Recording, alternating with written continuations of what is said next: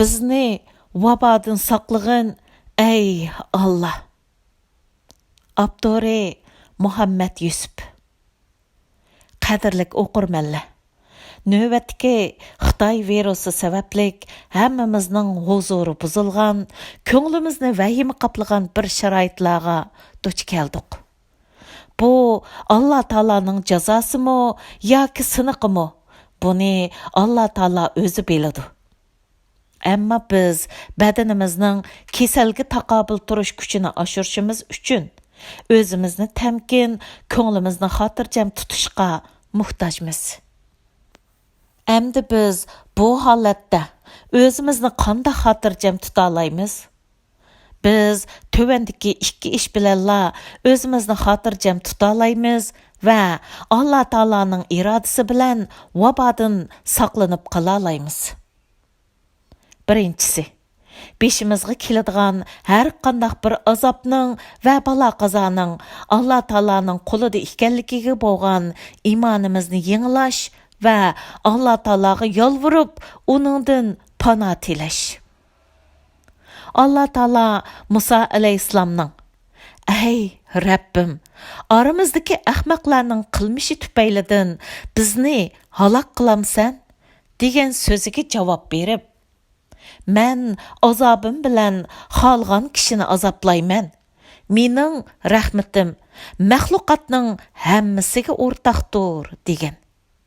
Bu oyatning ma'nosi Alloh taolaning azobi Alloh taolo tushishni iroda qilgan kishilarga tushidi va Alloh taolo tushishni iroda qilmagan kishilarga tushmaydi deganlikdir.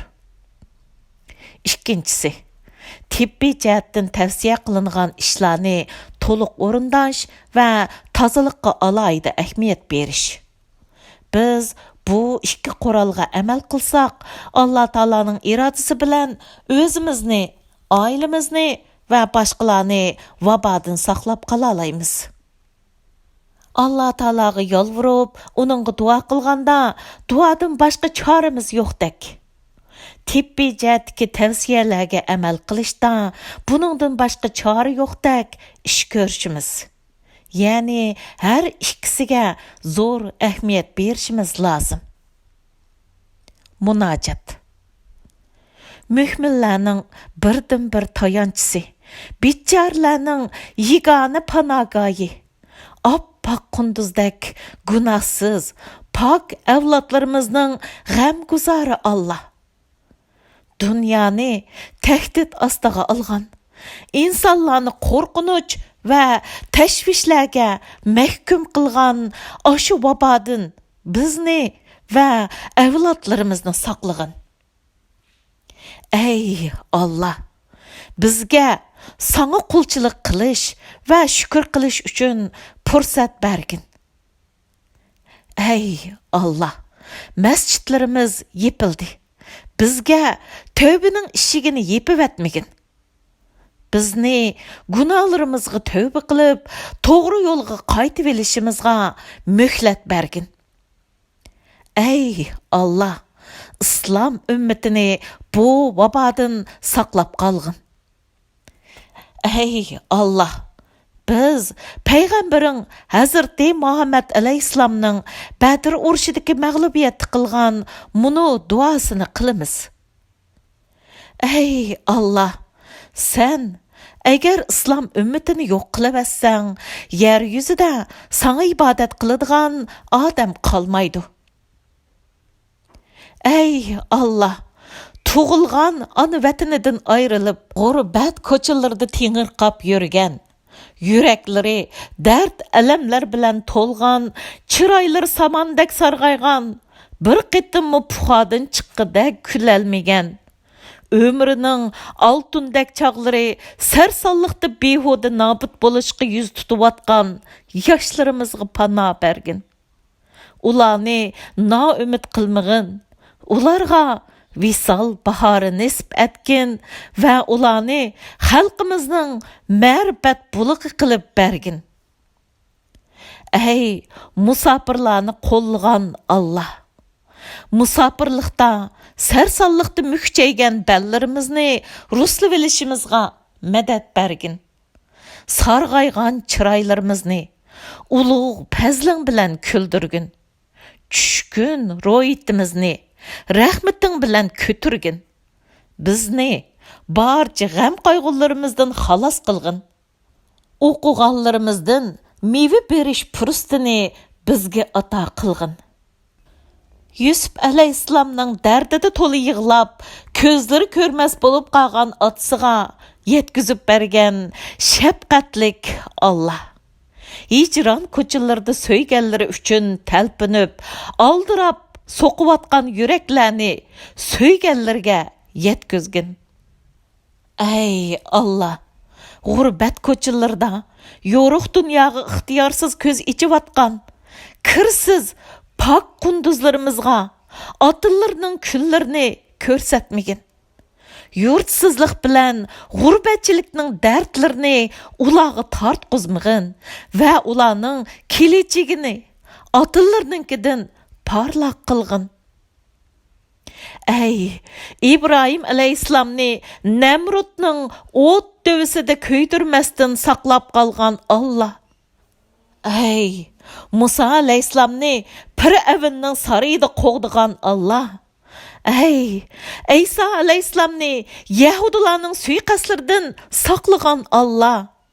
Ey Muhammed alayhissalomni mushriklarning, munofiqlarning va Yahudilarning cho'ng suiqastidan saqlab qolgan Alloh. Dünya zalimlarning suiqastlaridan bizni saqlab qolgin. İslam ümmetini qo'g'dab qolgin. Ey keremlik Alloh, bizning arshingni titirtiyotgan ahu zarlarimizni tingshig'in. Cheki yo'q alamlarda qitib ketgan gunohkor beshimizni appo rahmating bilan siylig'in.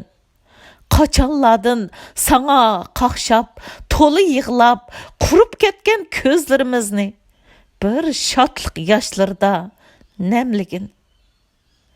Ey xasta jismiga suratga bayonga muqaddas tafakkur parvoz baxsh etguchi Alloh. Bizga rahim qilgin. Ajdodlarimizdan shundaqli yana bizdan o'talgan ham o'tilayotgan ixtiyorsiz, cho'ng kichik barliq gunohlarimizni mag'firat qilgin va bizga hidoyat, ilm, hikmat bergin.